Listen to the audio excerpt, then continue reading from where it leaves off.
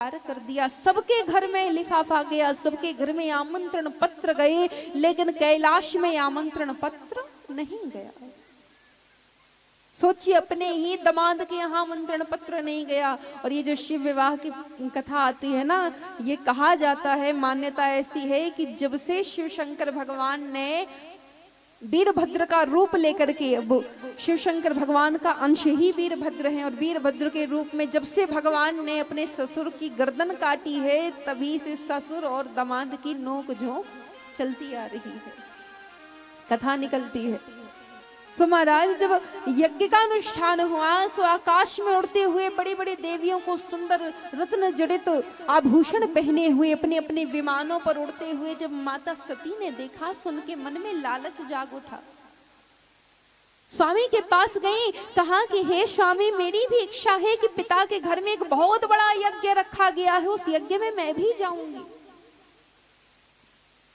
शिव शंकर भगवान ने मना कर दिया, कहा कि हे देवी, तुम्हारे पिता ने मेरा अपमान करने के लिए मुझे नहीं बुलाया, ये बात समझने की कोशिश करो और वहां मत जाओ, जाओगी तो बहुत पछताओगी, अनरीत हो जाएगी, मत जाओ देवी, मत जाओ। खूब समझाया,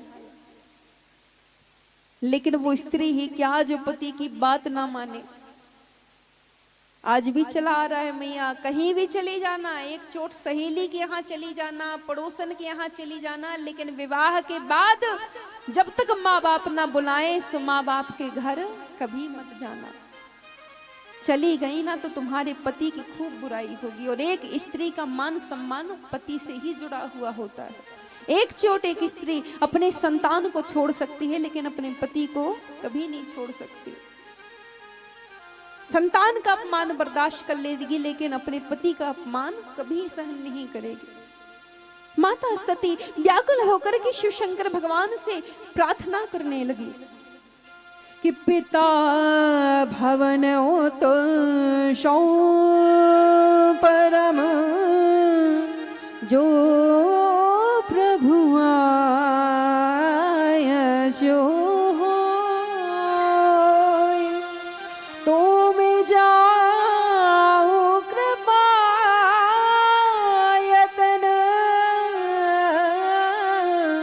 सादर देखन सो।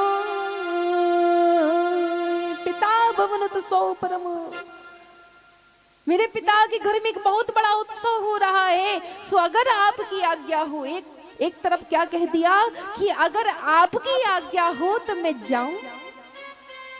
पिता भवन तो सौ परम।